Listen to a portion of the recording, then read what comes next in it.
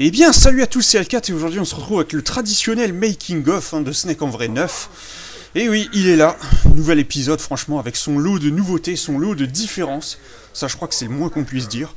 Alors, comme vous avez pu le voir, il est assez différent des autres épisodes de la série, et ce pour plusieurs raisons. Déjà, Déjà je préviens, quand je vois la tartine de texte que comme d'habitude j'ai marqué dans un fichier texte, toujours le même depuis The Document of Snake en vrai premier du nom, là on se retrouve donc avec la 9ème partie.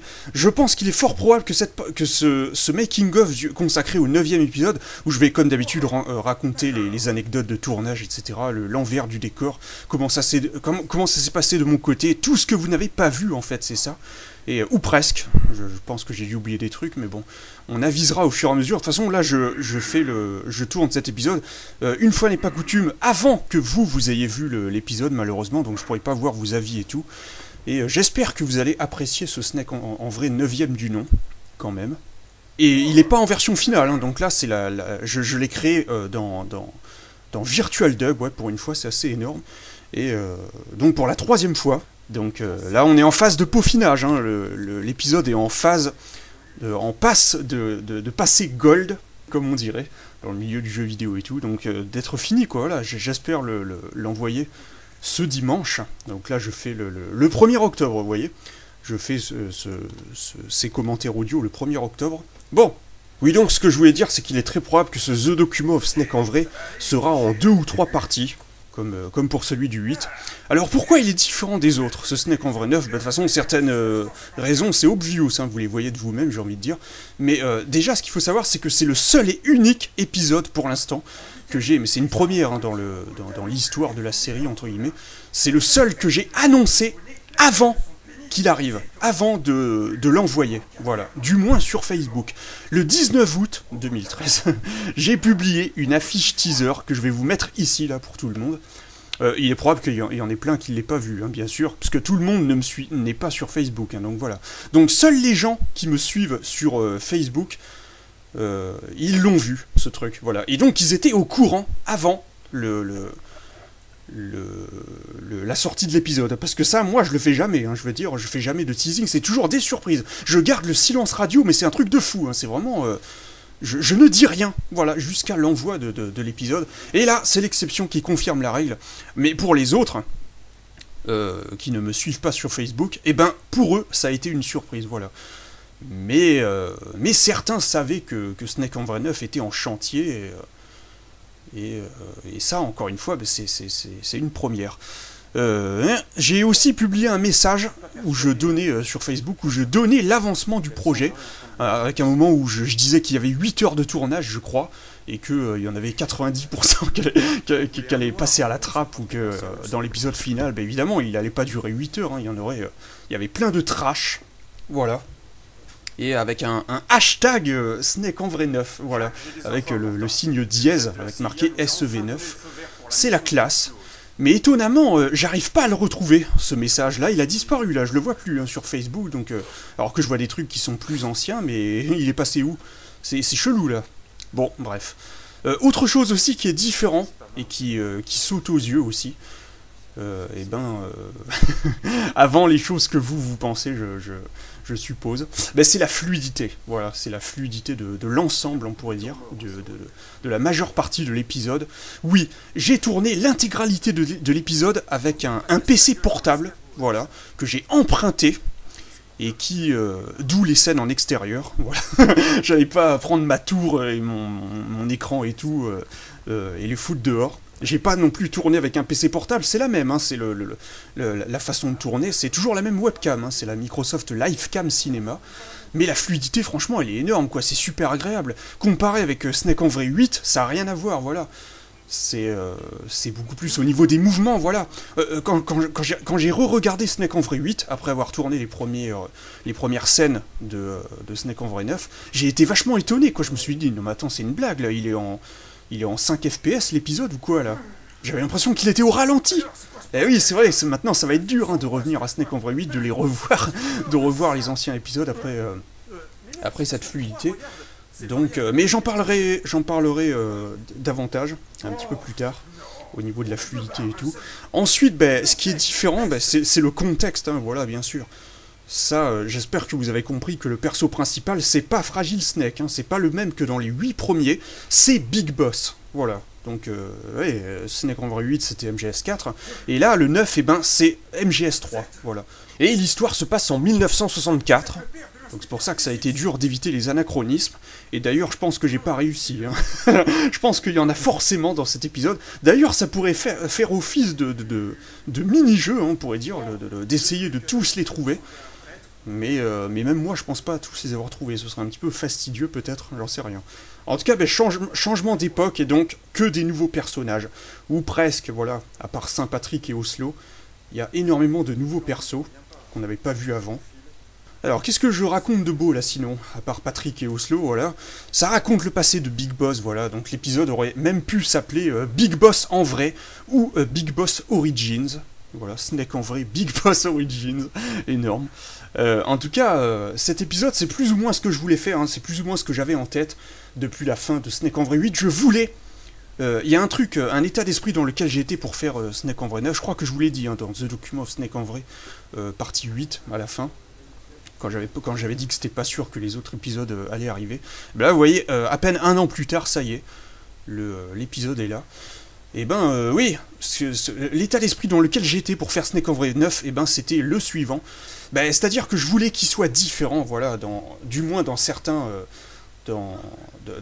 aspects. Voilà. Pour moi, c'était hors de question que l'épisode se tourne encore dans cette pièce, voilà, où je vous parle maintenant, la chambre où j'ai fait Snake en vrai 8 en intégralité.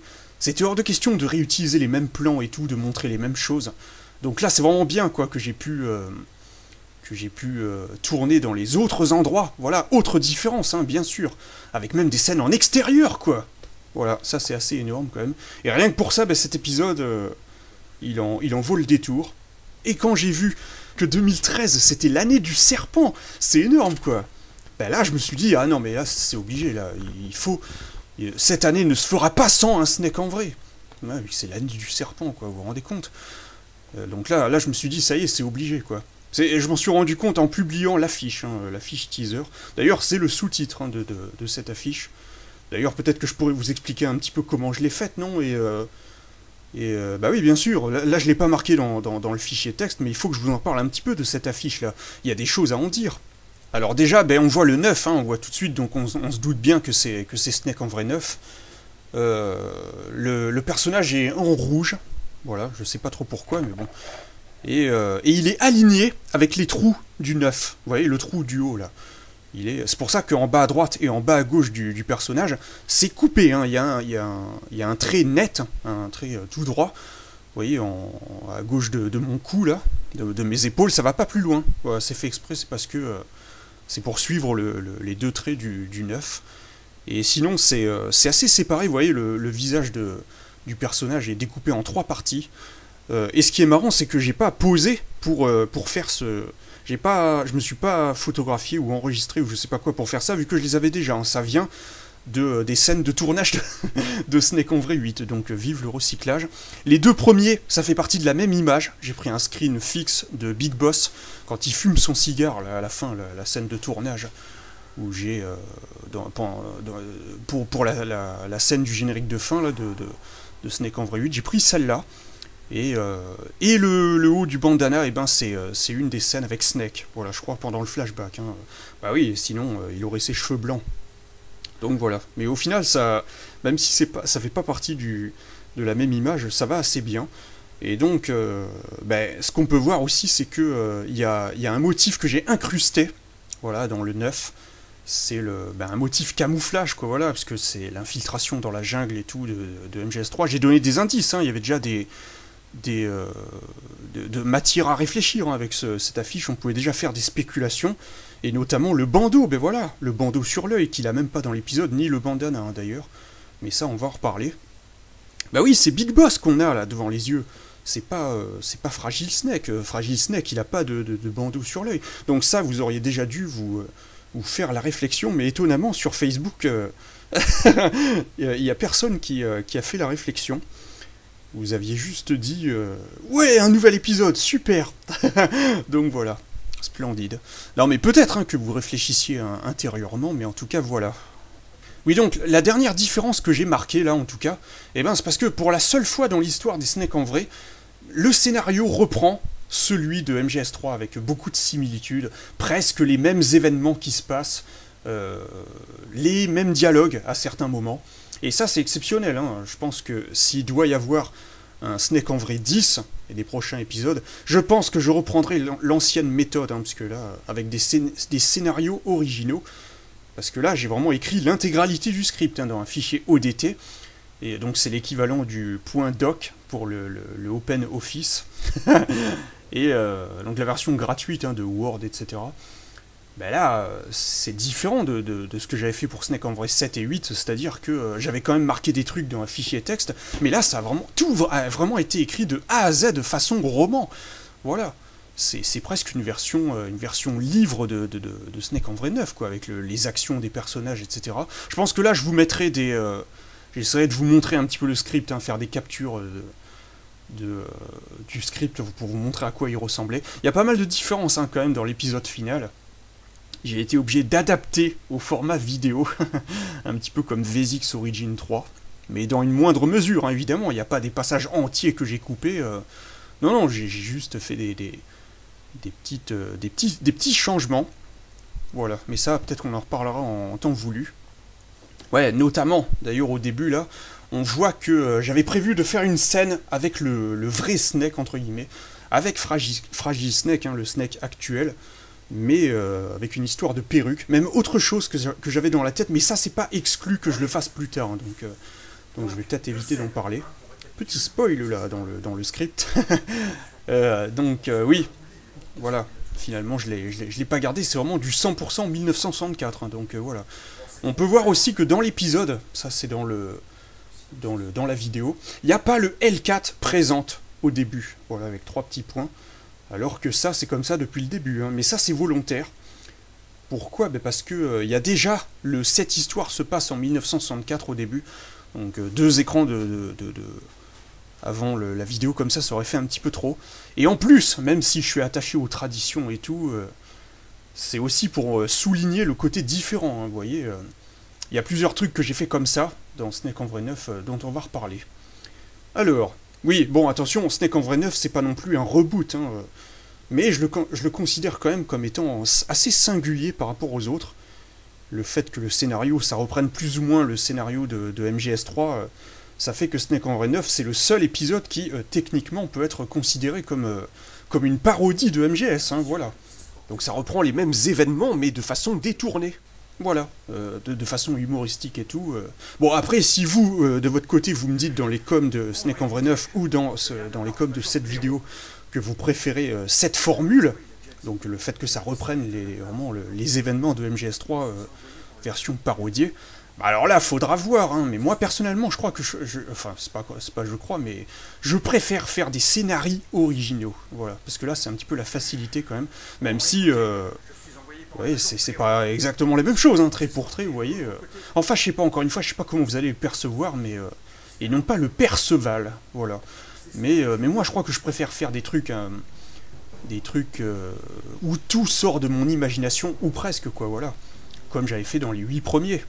Oui, j'ai aussi l'impression que ça manque de piment hein, à cause de ça, que j'ai été un petit peu menotté, un petit peu bridé par le scénario original de MGS3, et que je pouvais pas trop m'en éloigner, quoi, entre guillemets, donc ça manque un petit peu de folie, je trouve, dans cet épisode. Enfin, ça, c'est ce que je me suis dit en écrivant le script, hein, donc j'étais pas vraiment sûr de mon coup, j'étais pas vraiment sûr que j'allais faire comme ça, mais au final, j'ai fait comme ça, et comme d'hab, j'étais pas convaincu, mais en voyant l'épisode, en le voyant se mettre en place et tout, pendant le montage, comme d'hab, eh ben, j'ai été séduit petit à petit, voilà. Et au final, bah, je trouve que c'est un bon épisode, voilà. Rien qu'avec les scènes en extérieur, la fluidité, etc. C'est un épisode qui vaut le détour, comme je vous l'avais dit tout à l'heure. Voilà, ça je l'ai dit un petit peu avant. Alors, bon bref, assez d'auto-congratulations. Et voyons voir un petit peu ce qui se passe au début de l'épisode. Alors, bah, Snake est assis dans un fauteuil. Il fume la pipe, t'as vu? C'est une famille de fumeurs, hein, t'as vu? Entre Big Boss un petit peu plus tard, dans les épisodes avec Fragile Snake quand il est avec son cigare, et Snake avec les cigarettes, et maintenant c'est la pipe. Bah dis donc, on les aura tous fait, hein, dis donc. Il est avec un bon petit journal, ça fait un petit peu genre Père Castor, presque comme s'il était à la retraite. Ça c'est un truc que je voulais vraiment faire, hein, le coup du fauteuil, presque au coin du feu, vous voyez. Alors les lunettes que j'utilise, c'est pas les miennes, hein, elles appartenaient à mon beau-père, et elles sont vraiment puissantes, hein, dis donc, elles font presque le loupe, et ça fait un petit peu mal au crâne, hein, t'as pas intérêt de les porter pendant trop longtemps. Donc on peut voir que Snake, il les porte de façon un petit peu rabaissée, hein, vous voyez, de façon à pouvoir lire le journal avec, pour voir de près, en fait, on pourrait dire. Et quand il regarde la caméra et le Major, eh ben, il regarde au-dessus, voilà, pas avec pas à travers les lunettes. Donc c'est pour pouvoir faire les deux en même temps, voilà. Alors Snake, il parle de gros clichés. Dites, ce serait bien de pas commencer avec un gros cliché dès le début. Oui, au début c'était ça, hein, la première phrase. La phrase originale, mais là quand j'ai refait le tournage, j'ai changé un petit peu à mon bon vouloir, mais ça j'en parlerai un petit peu plus tard, juste après là normalement. Oui, parce que, gros cliché, parce que quand on pense au passé, eh ben, des choses qui se passaient avant notre époque, voilà, ben, on pense forcément au noir et blanc, alors que oui, hein, ce que je dis c'est vrai, hein, c'est un petit peu, on se cultive aussi un petit peu avec Snake en vrai, t'as vu. La télé couleur, elle est arrivée aux États-Unis en 1954, hein, mais bien sûr elle a mis plus de temps pour bien s'implanter dans les foyers. Voilà, l'effet vieillot que j'ai utilisé là, c'est un effet de film Sony dans Vegas, c'est comme ça que ça s'appelle. Vraiment tout simple, hein, c'est vraiment les templates de base. J'ai rien changé, je pense, ou peut-être un petit peu, mais je pense que là, normalement, c'est plus ou moins le pré-réglage très vieux film. Voilà, parce qu'il y a années 60, et bizarrement, j'ai pas pris celui-là, années 80, avec un côté bleu, voilà, pour l'image, etc. On peut jouer un petit peu avec ça, mais bon. Ce qu'il faut savoir avec cette scène, c'est que ça a été la toute première que j'ai tournée. Logique, dirait-on. Mais celle qu'on voit dans l'épisode, comme je vous l'ai dit tout à l'heure, eh ben c'est pas les premiers essais. Je les ai refaits à la toute fin du tournage. Hein. On serait presque tenté de dire que le tournage a commencé de la même façon qu'il a fini. Oui, parce que y a un truc dont je me suis pas rendu compte au début, même pendant le tournage, hein, pendant le tout début du montage, j'ai mis un certain temps pour le voir quasiment la fin du montage. Et ben, bon non, quand même pas. Mais voilà, plus vers la fin que vers le début, on serait tenté de dire, bah, c'est que ces scènes-là, au début, elles ramaient. Voilà, elles étaient pas fluides. Et pourquoi ? Ben parce que j'avais trop monté l'exposition. Voilà, ça dépend de deux choses. Hein, vous voyez, la puissance du CPU, on serait tenté de dire. Parce que ça, je vous en parlerai un petit peu plus tard. J'ai fait des essais avec mon PC aussi. Pour voir d'où ça venait, la fluidité, quoi. Et si on monte trop l'exposition dans le logiciel de la webcam, quoi, voilà. Donc ce qu'il faut faire, c'est pas trop le monter. Et donc là, j'avais tout laissé de base, hein, je crois, j'avais tout laissé tous les settings de base. Et donc, ce qui fait que ça, c'était pas fluide, quoi, au niveau des mouvements. C'était vraiment ralenti comme dans les anciens épisodes. Et je trouvais aussi que j'étais pas satisfait par mon interprétation. On dirait on aurait dit que j'avais un balai dans le cul. Voilà, je parlais un petit peu pas très fort, voilà, et ça faisait un petit peu genre de tension. Et on m'entendait moins. Et il y avait du bordel sur la cheminée, hein, derrière. J'avais pas viré tout ce qu'il y avait posé dessus, donc là j'ai dû les virer et les remettre. Hein. J'en ai fait du déménagement, ça je peux vous le dire. Entre tous les trucs que j'ai déplacés, que j'ai dû remettre, etc., ça a été vraiment un beau foutoir. Comme dans le salon, là. Là, vous voyez, on est dans le salon, bien sûr. Et le fauteuil que j'utilise, de base, il est dans ma chambre. Hein, donc c'est pareil, j'ai dû le descendre dans les escaliers et le remonter 2 fois. Voilà, donc je me suis amusé. Pour poser la webcam, j'ai utilisé un escabeau. Voilà, avec le coffret Friends, qu'on voit dans certaines scènes, hein, ouais, quand Snake il dit hein, Linda ou Lucy. Voilà, laquelle. Plus tard, on le voit derrière, en arrière-plan. Je l'ai flingué, le truc. Hein. Je l'ai laissé tomber. Il est tombé par terre, parce que je déplaçais l'escabeau avec le coffret dessus. Et il s'est ouvert sur 3 côtés. Donc, Loul, il ressemble plus à grand-chose maintenant, le pauvre. Faudra mettre du scotch. Alors, la pipe que j'utilise, là, évidemment, c'est pas une vraie. Elle est quand même faite en bois. Mais je l'ai acheté sur internet, voilà, c'est une imitation, quoi, vous voyez, on peut pas vraiment fumer la pipe avec ça. Oui, donc je l'ai acheté sur internet, de même que la tenue militaire, le flingue, la perruque, etc. etc. Et oui, j'ai fait des investissements pour cet épisode. Je pense que j'avais pas trop le choix, j'étais un petit peu obligé vu tout ce que j'imaginais et tout. La plupart de ce que j'utilise, je les avais pas déjà, hein, donc voilà. J'en ai eu pour à peu près 150 €, et ouais, quand même, hein, dans Snake en vrai 8, ça avait été 70 € avec l'arrière-plan vert, que j'ai réutilisé pour le 9, mais on verra ça plus tard. Mais c'était vraiment le minimum, hein, je veux dire, j'ai pris les trucs les moins chers, etc. Et que les trucs vraiment obligatoires, parce qu'on verra plus tard que si je m'étais écouté, j'aurais pu acheter d'autres trucs. Voilà. Mais de toute façon, je pense que ça a quand même vraiment pas mal rajouté à l'épisode. Et ce qu'il faut se dire, c'est que je les utiliserai théoriquement pour 4 épisodes. Ça va me servir pour 4 épisodes. Hein, donc, bah oui, saison 3, une saison, j'avais dit que je découpe en 4 épisodes. Hein, donc théoriquement, il y aura le 10, le 11 et le 12 qui seront aussi comme ça, avec, en racontant le passé de Big Boss, ou pas, parce que ça, j'en sais rien, j'ai pas encore pris ma décision. Peut-être qu'il y en aura 3 avec Big Boss et 1 avec Fragile Snake. Rien n'est écrit, hein, vous voyez, rien n'est décidé encore. Donc on verra ça.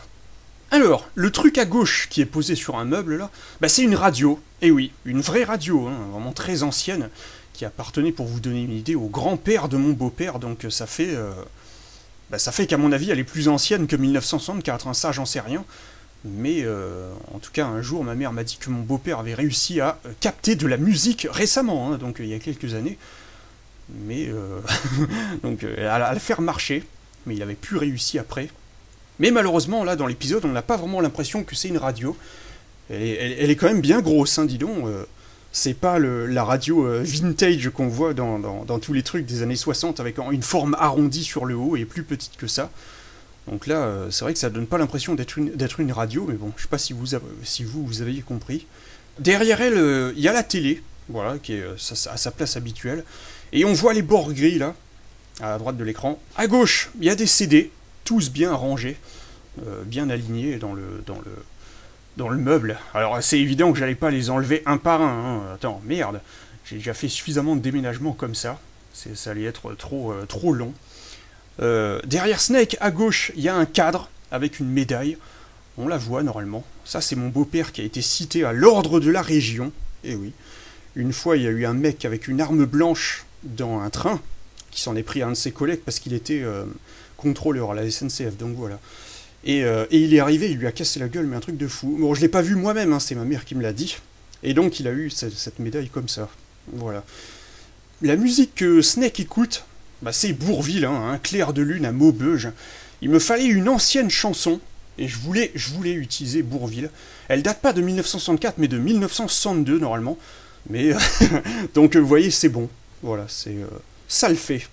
Alors j'ai utilisé l'effet isotope vinyle pour Audacity, pour vieillir le son, hein, de la musique. C'est un plugin additionnel qui permet d'ajouter un effet vinyle, donc j'ai dû le télécharger. Mais là c'est de la radio, hein, donc le vinyle c'est pas trop ça. Mais tant pis, hein, au moins ça l'a vieilli quand même.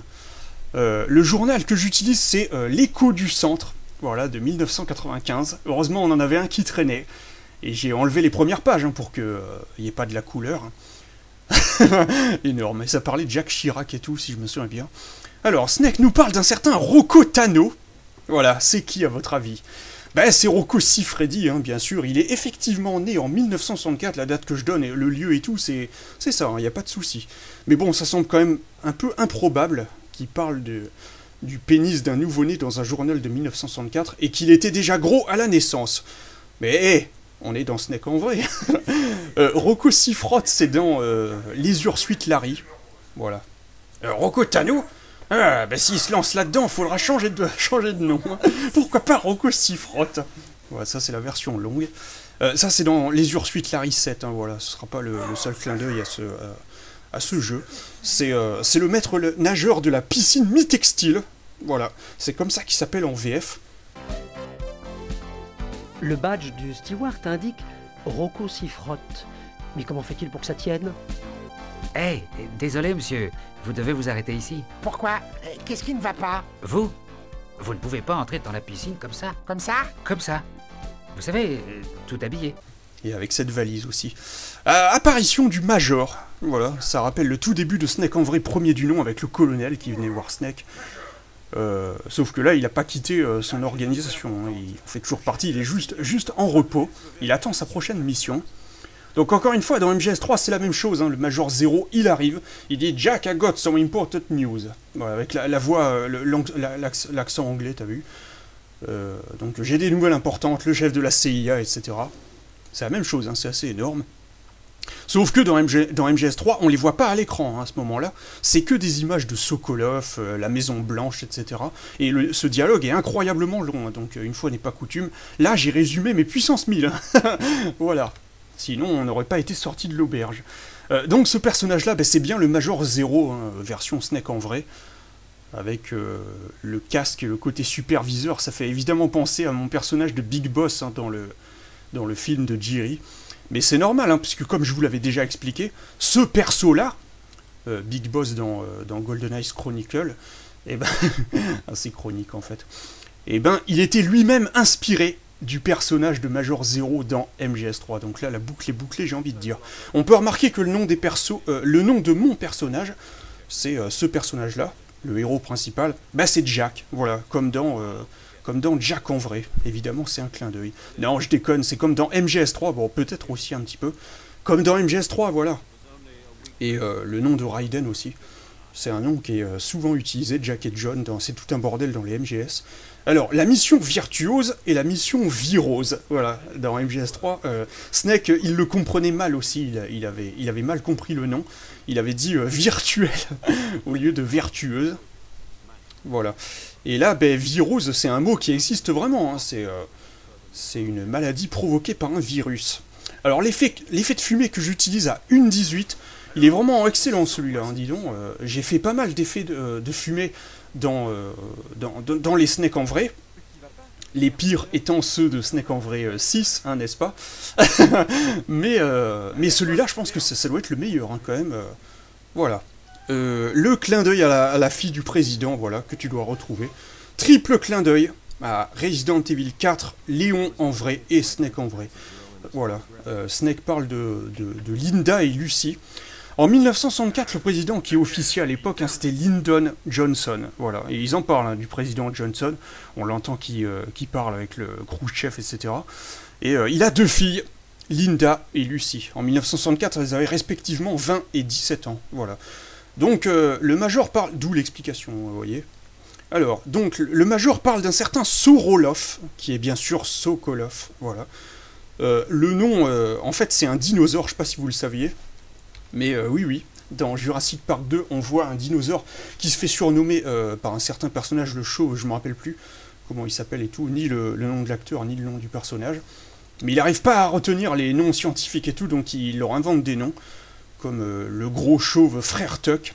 Voilà, ça c'était un pachycéphalosaure, non? Je crois. Celui avec le casque qui se rentre dedans là-dessus. Et là, je m'égare. Et il y en a un autre qui se fait surnommer le gros avec la banane, Elvis. Ben, c'est un Parasaurolophus, voilà. De la même famille, celui qui n'a pas de crête, et ben c'est des dinosaures à bec de canard normalement, c'est tout un bordel. Il y a le Saurolophus, voilà. Et donc, en français, ça donne Sorolof. Eh ouais, hein, t'as vu? La culture du L4 et tout, c'est tout un bordel. Hein. Je sais bien modifier les noms, t'as vu? Et j'y passe pas 2 heures, hein. C'est presque instant. C'est énorme. Donc Snake dit qu'il a bossé sur... pas lui, hein, mais le Sorolov, il a bossé sur la fusée Vostok, qui a permis aux soviets d'envoyer Yuri Gagarin dans l'espace il y a 3 ans. C'est ça, hein. C'est la première fois qu'un homme a été envoyé dans l'espace. Les Russes ont devancé les États-Unis. À l'époque, c'était une vraie course au truc comme ça, là, les fusées et tout. La course à l'armement, on pourrait dire, et à la technologie, voilà, c'est ça. Et donc la fusée Vostok, dans MGS3, c'est plus compliqué que ça. Hein. Ils disent que Sokolov est reconnu comme étant l'homme responsable du système de moteur quadri, je sais pas quoi, de la fusée. Mais c'était un petit peu compliqué, voilà. Alors, le Major dit que Sorolov est un ami à lui. Bon, c'est pas vraiment ça, hein, dans MGS3, mais ils se connaissent. Voilà, il avait déjà eu affaire à lui il y a 2 ans, d'où les paroles de Snake un petit peu plus tard. Premier double plan de l'épisode, ce sera pas le seul. Je sais plus si je vous l'avais dit dans Snake en vrai 8, ça m'étonnerait puisque ça aurait fait un spoil. Ça c'est un truc que je voulais faire hein, dans Snake en vrai 8 et que j'ai pas fait. Voilà, un double plan. Oui, je voulais faire un double plan avec Snake et Oslo face à face. Voilà. Mais je l'ai pas fait.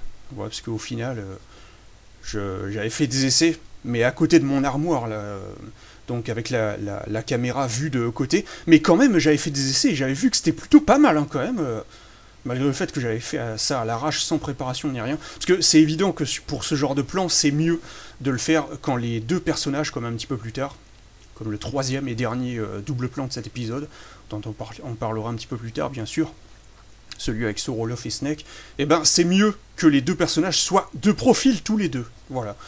Mais là, c'était en diagonale, mais j'ai vu que c'était assez pas mal. Bon, les doubles plans, c'est pas nouveau, hein, Jackie, c'est M4, il m'a devancé hein, par rapport à ça. Il en fait lui-même depuis Gutter Boy, hein, donc il en fait pas mal hein, des doubles plans et c'est vraiment pas mal. Donc voilà. Moi aussi je m'y mets. Il n'y a pas de souci. Oui, c'est assez délicat quand même hein, à faire les doubles plans. Il faut prendre en compte pas mal de paramètres parce que la luminosité doit être la même, rigoureusement la même que dans. Il doit y en avoir le moins possible hein, des variations de luminosité en tout cas, si on n'arrive pas à avoir les mêmes. Pour les deux personnages, voilà. Et le plan de la caméra, c'est pareil, hein, ça doit être strictement identique. Faut pas y toucher, hein, la caméra. Tu fais un personnage, tu te changes direct, et tu fais l'autre personnage sans toucher à la caméra. Parce que c'est impossible d'arriver à retrouver l'autre plan, hein, sinon, donc voilà. Avec l'effet d'emporte-pièce, qui est l'un des effets les plus utiles hein, dans Sony Vegas, ça m'a sauvé la mise, mais un truc de fou, un nombre incalculable de fois. Je l'ai beaucoup utilisé dans Snake en vrai 8 et 9. On peut essayer de supprimer les lignes de séparation hein, entre les deux vidéos. T'en prends une, tu supprimes, tu ne gardes que la gauche si le personnage est à gauche, et tu supprimes ce qu'il y a à droite, et tu mets les deux en superposition, c'est-à-dire que dans le trou que t'as séparé dans la première vidéo où le personnage était à gauche, et ben tu verras la deuxième, voilà, tu verras le personnage à droite, mais tu verras une ligne. Et donc il faut utiliser l'effet d'emporte-pièce, mais avec augmenter l'effet halo. Voilà, comme sur Xbox, t'as une option qui s'appelle halo. Il y en a dans d'autres aussi, on verra ça plus tard, dans l'emporte-pièce. Et donc il faut l'augmenter hein, pour adoucir les bords. Et oui, et ça je l'ai découvert grâce à une vidéo, je ne savais pas hein, au début. J'ai découvert ça grâce à une vidéo sur YouTube hein, où il y a un gars qui montrait un des très nombreux tutoriels qu'il y a sur YouTube, sur Vegas, où le gars il montre comment faire un effet de coup de feu, de sang et de clone en même temps. Voilà. Et ça, vraiment, c'est vrai que ça a amélioré le contour, mais vraiment comme il fallait. Hein, vous voyez, on le voit pas hein, dans le premier double plan, donc voilà. Alors, oui, dans ce double plan là, on peut voir que le bras de Snake, enfin je sais pas si on le voit, mais le bras de Snake, je l'ai découpé pour laisser passer vous avez votre laissez-passer, s'il vous plaît? Oui, voilà, merci, continue à parler. Ah, d'accord, merci. Pour laisser passer le corps du Major, quoi, voilà. Là, je pense que ça se voit quasiment pas. Et pourtant, j'ai fait ça au pif, hein, j'ai pas fait un truc vraiment minutieux et tout. Je l'ai fait à l'arrache et ça passe, donc... oula, c'est assez énorme, quand même. Ouais, la goutte d'eau derrière le crâne, comme dans les mangas, pour exprimer une gêne, une situation stupide, honteuse, etc., ça c'est un truc cliché, hein, tu le vois dans tous les mangas, hein, c'est une tradition, voilà, dans les animés japonais. Voilà. Alors dans cet épisode, il y a pas mal d'effets cartoon, hein, mais c'est pas vraiment volontaire, hein, je me suis pas dit à moi-même... dans cet épisode, je vais faire un épisode spécial cartoon, il y aura 10 effets spéciaux, sonores et graphiques, parce que c'est le cas dans Snake en vrai 9, hein, mais là, c'est au hasard, voilà, ils se sont tous retrouvés dans cet épisode-là. Alors le titre, avec des effets de rotation 3D, ça c'est avec l'effet mouvement de piste hein, dans Vegas, mais il faut mettre il faut activer l'effet 3D, hein, et c'est toute la piste qui sera en 3D, mais ça changera rien, hein, c'est juste quand toi tu décideras de la faire tourner comme ça, et ben à 360 degrés, etc., et ben ça marchera. Vous voyez que pour le texte c'est énorme, hein, il se déplace vraiment en 3D, quoi, voilà. Bon. La musique, c'est Knock on Wood hein, de Amy Stewart. C'est pas elle qui a fait l'original, hein, mais elle a repris une version disco en 76. Et oui, c'est anachronisme. Non, on s'en fout. Hein, je l'ai utilisé parce que je la sentais bien déjà. Et aussi, j'ai vu qu'il y avait un rapport, étonnamment, avec le personnage de Molguigne. Et oui, avec cette musique, bon, vous allez voir, c'est un petit peu tarabiscoté, mais j'expliquerai ça un petit peu plus tard, voilà, quand il... Enfin, à la fin, en fait, quand on sera arrivé au personnage de Molguigne. Voilà. Alors, ouais, un effet de machine à écrire, vous voyez, un petit peu à la Resident Evil 3. Ça se fait très facilement avec les images clés. On fait apparaître une lettre l'une après l'autre, voilà. Mais là, c'est pas en rythme, hein, avec le son. Mais bon, j'ai essayé quand même de faire ça pas trop mal. Alors, Snake est parachuté dans la jungle russe, donc dans mon jardin. Ça fait plaisir hein, d'avoir des scènes en extérieur, sérieux. Mais vous vous doutez bien que ça a été un petit peu compliqué. Hein. J'ai dû prendre 2 rallonges, branchées les unes aux autres. Pour trimballer le PC portable. Bon, comme son nom l'indique, c'est un PC portable, hein, donc j'aurais pu ne pas le brancher, mais bon, je sais pas combien de temps ça allait durer, donc et je sais pas c'est quoi l'autonomie, donc j'ai préféré le laisser brancher. D'ailleurs, à certains moments dans l'épisode, on voit le fil, hein, donc voilà. Ça, j'ai oublié de le noter, mais c'est le cas quand il se relève, hein, notamment Snake. Voilà, après avoir fini sa conversation avec le Major. Alors, bon, là je l'ai posé sur une chaise, le PC portable, et j'ai pris le bon vieil escabeau hein, pour la cam. Le problème qui s'est posé par rapport à ça, il y en a eu 2. Hein. 2 problèmes qui se sont principaux qui se sont posés pour les scènes en extérieur. Le premier, c'est que je voyais pas du tout le rendu de la webcam hein, sur l'écran, c'était tout noir, hein, donc là, pour être bien cadré, c'était folklorique. Hein. Et aussi, il y avait aussi la pression relative du fait de se faire spotted par les voisins. Mais ça, je m'en foutais un petit peu quand même. Mais c'est vrai que s'ils m'ont vu, ils ont dû se demander quoi, un gars en treillis avec une cagoule et tout. C'est énorme. Alors ce plan, quand Snake relève la tête, il est vraiment pas mal, avec le soleil. Ça fait un petit effet, même si c'était pas du tout ce que je voulais au départ, mais au final, ça rend pas trop mal, on va dire ça comme ça. Dommage que l'antenne gâche un petit peu le truc. À droite, c'est la cabane au fond du jardin, voilà. Ça aussi, c'est tout un bordel. Où il y a les outils... Ouais, il y a des étagères avec plein de trucs, et ça sent bien le renfermer. Hein. Ouais, comme toutes les cabanes, les caves, etc. Alors, à gauche, là, sous la bâche, c'est la tondeuse, hein, normalement. C'est bien qu'il y ait des arbres au fond, parce que ça fait un petit peu genre jungle, quoi, voilà. Ça permet de s'y croire un petit peu. Alors le treillis militaire, c'est pas le même hein, que celui que j'ai utilisé, comme je l'ai dit tout à l'heure, dans la première saison. Je l'ai acheté sur ad-surplus.com. C'est pas mal hein, quand même comme site, il y a vraiment pas mal de choix. Une bonne communication, je veux dire. J'ai posé une question au site et répondu direct, hein, donc voilà. Là, le motif que j'ai pris, c'est un motif woodland, hein, classique. Le tigre, ça me plaisait bien, mais il est moins passe-partout, hein, je veux dire, ouais, d'accord. Ce que je veux dire par là, c'est que le woodland, on peut l'utiliser pour tout, quoi, voilà. Si jamais je refais une scène comme la fin de Snake en vrai 4, par exemple, donc en tenue de cérémonie, on pourrait dire, eh ben, pas pratique, mais pas sur le terrain, mais vous voyez, le tigre, il aurait pas été génial, donc voilà, quoi. Alors comme on peut le voir, eh ben, il est un peu grand, malheureusement je nage, je flotte un petit peu dedans, surtout au niveau des manches. C'est du L hein, pourtant, c'est ma taille normale. Et de toute façon, pour le pantalon, la taille d'avant, donc le M, il est en rupture, hein, donc rupture de stock, donc j'aurais pu quand même acheter un pantalon L et une veste M, mais bon. Alors, séquence radio, c'est comme dans MGS3. Là, j'ai tout recréé moi-même hein, avec Photoshop, l'interface de la radio et tout. Alors, il y a 2 trucs qui me chiffonnent. La barre de réception, qui ne bouge toujours pas, comme le codec dans Snake en vrai 7, et l'effet de Snake, voilà, au milieu, là. Là, c'est flou, avec de l'assombrissement, de baisser la luminosité, quoi, voilà. J'ai pas réussi à recréer l'espèce de blanc saturé qu'il y a dans MGS3. Voilà, donc ça, je vois pas comment faire. Donc, de temps en temps, on voit qu'il y a des coupures avec Snake. Voilà, il bouge, il se téléporte à certains endroits, voilà. Parce qu'il y a comme dans le codec de Snake en vrai 7. J'ai pas réussi à avoir le bon rythme de parole, voilà. J'allais trop vite dans le tournage. Alors, pour enchaîner les répliques, j'ai récité le texte que j'avais imprimé.